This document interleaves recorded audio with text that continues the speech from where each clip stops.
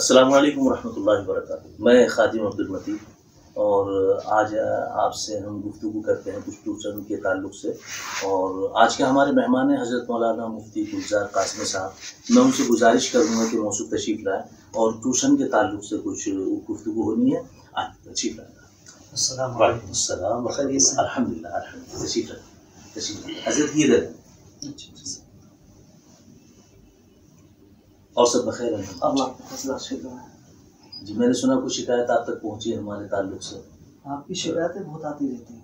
اچھا اچھا ان میں سے ایک یہ ہے جی کہ ٹیوشن کے تعلق سے آپ نے اپنے قصبے کے اندر مراد نگر میں یہ کہا کہ نہیں جانا چاہیے اس طریقے سے، حالانکہ آپ تو اماموں کے بہت بڑے حامی ہیں اور بہت ان کی خیر کے کام کرتے ہیں، تنخواہ وغیرہ بڑھواتے ہیں، پھر کیسی یہ لوگ عجیب عجیب باتیں کرتے ہیں؟ یہ تو آپ جانے، آپ سے سمجھنا چاہیے تھا کہ میں کہاں غلط ہوں۔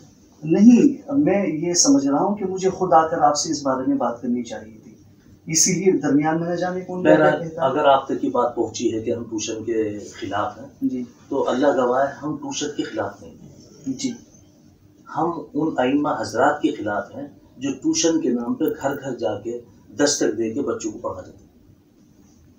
کیوں ان کے یہاں اپنا تعلیم کا نظم نہیں ہے؟ وہاں ان کے یہاں تعلیم کا نظم ہے یا نہیں ہے، لیکن جگہ تو ان کے پاس میں ہے، وہ اپنے مسجد میں بٹھائیں، حجرے میں بٹھائیں۔ ہم اللہ گواہ ٹیوشن کے خلاف نہیں ہیں۔ اور ایک بات اور بھی آپ سمجھ لیں، ٹیوشن سے کبھی بچہ صحیح نہیں پڑھ سکتا، میں آپ سے دعویٰ کر سکتا ہوں، اللہ ماشاء اللہ کوئی اگر پڑھ جائے تو الگ بات ہے، لیکن مفتی صاحب آپ الحمدللہ خود جان سکتے ہیں اس بات کو۔ آپ جس بچے کو گھر پہ پڑھانے کے لیے جا رہے ہیں، آپ اس کو ڈانٹ نہیں سکتے۔ 4-5 منٹ تو آپ کی اس میں نکل جائیں گی، پانی پینے میں اور چائے پینے میں۔ پھر بچہ ہے وہ اپنے گھر پہ آپ سے ڈر نہیں سکتا، آپ سے دب نہیں سکتا۔ اور پھر مزید آپ یہ دیکھیں کہ تیسری کلاس کا، چوتھی کلاس کا بچہ اتنی ساری کتابیں کمر پہ لاد کے بہت دور تک پڑھنے کے لیے جاتا۔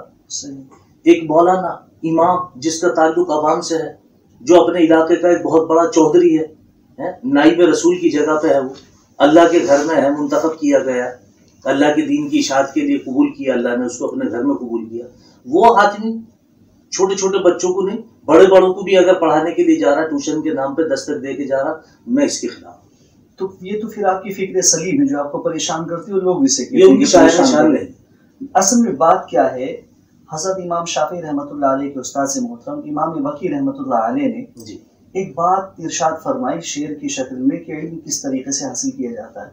اس کی ابتدا کچھ یوں ہے، اخیراً تنال العلم الا بستۃ سأنبئک عن تفصیلها ببیان، کہ میرے بھائی میں تم علم حاصل نہیں کر سکتے 6 چیزوں کے بغیر۔ جی، عظمت ایک بنیادی چیز ہے۔ اگر عظمت، اچھا علم جو ہے وہ اللہ کی صفت ہے، جب کسی آدمی کے اندر علم آتا ہے تو بہت ساری چیزوں کو لے کر آتا ہے، اس لیے بزرگان دین کے پاس جا کر تربیت لی جاتی ہے۔ ہمارے اکابرین کا معمول تھا، نظم تھا، اب بھی بہت ساری جگہ ہے کہ پہلے تربیت ہوتی ہے، اس کے بعد امامت کا منصب یقیناً نبی کریم صلی اللہ تعالیٰ علیہ وسلم کے نیابت کے منصب پر فائز ہوتا، جو امام ہے اس کے لیے ہرگز یہ زیبا نہیں دیتا کہ وہ جائے اور جیسے آپ کے لیے دستک دے اور پھر ٹیوشن پڑھائے، ہرگز نہیں۔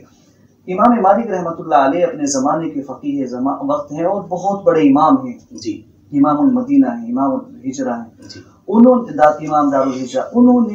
ان کے زمانے میں ہارون رشید کا واقعہ ملتا ہے کہ انہوں نے کہا کہ حضرت آپ ہمارے گھر پر آ کر پڑھا دیا کریں، الگ پڑھ لیا کریں گے موطا امام مالک۔ انہوں نے سختی کے ساتھ منع کر دیا کہ نہیں، اگر طلب ہے تو طلب ہونا پہلی ضروری چیز ہے۔ ایک آدمی کے اندر طلب ہی نہیں ہے اور آپ اسے خواہ لے جا کر، تو ایسی توہین نہیں کرنی چاہیے۔ بلکہ شامی کے اندر تو ایک عجیب بات تھی کہ شروع میں در مختار کے شروع میں کہ نا اہل کو علم سکھانا ایسا ہے، اشعار ہیں اس کے اندر، جیسے خنزیر کے گلے میں قیمتی ہار ڈال دیا جائے ورنہ اہل بنے گا۔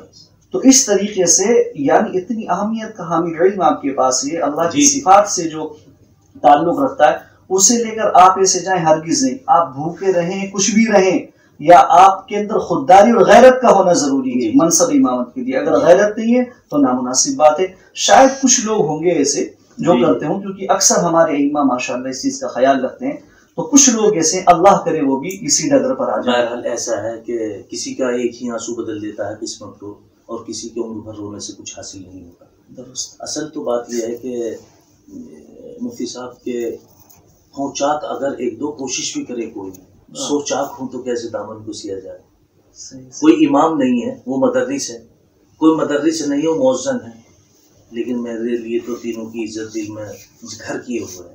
میں نہیں چاہتا کہ ان تینوں میں سے کوئی بھی کسی کو ٹیوشن پڑھانے کے لیے نہیں. سوچات رفع نہیں ہو سکتی یقیناً جی، لیکن آپ نے اگر ایک کوشش کری ہے تو اللہ تعالیٰ چراغ سے چراغ جلا کر کائنات پلٹ دے انشاءاللہ. لیکن جہاں سے آپ تک یہ بات پہنچی ہے، اگر کبھی ان سے گفتگو تو ان سے آپ بتائیے. میں ٹیوشن کے خلاف نہیں ہوں، میں خلاف اس بات کے ہوں کہ آپ گھر گھر جا کے دستک دے کے جو ٹیوشن پڑھاتے ہیں، اور پھر بعض مرتبہ یہ ہوتا ہے بچہ آ کے کہتا آج ہم بازار جا رہے ہیں، ابو ہمیں بازار لے کے جا رہے ہیں، آج ہم نہیں جائیں گے. نہیں، یہ تو یہ ہمارے بزرگوں نے منع کیا ہے. اس طریقے سے قرآن کریم کی ویسے بھی بے عزتی ہے. اچھا، اس کو بھی منع کیا ہے. اور وہ گھر گھر جا کر جو وہ قرآن خوانی کرتے ہیں نا، دستک دے کر کے اپنے مردے بخشوا دیجیے، اس کو بھی منع کیا. توہین ہے اس کے اندر بھائی، اعلیٰ درجے کی توہین. بتائیے، یہ دونوں چیزیں ہمارے اکابرین کے خلاف ہیں. اچھا، جو اکابر سے وابستہ ہے وہ ایسی بات. اچھا، بقول آپ کے قرآن خوانی کے تعلق سے، اگر قرآن خوانی نہیں تو لوگ یاسین شریف پڑھنے کے لیے جا رہے ہیں، ان کو آپ کیا کہیں گے؟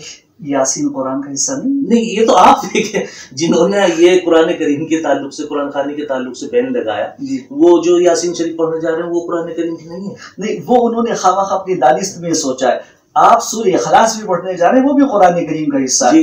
اور جب کہ اس میں کچھ معاوضہ ملتا ہو، اور جب کہ اس کے اندر کچھ کیا کہتے ہیں اہتمام کیا جاتا ہو.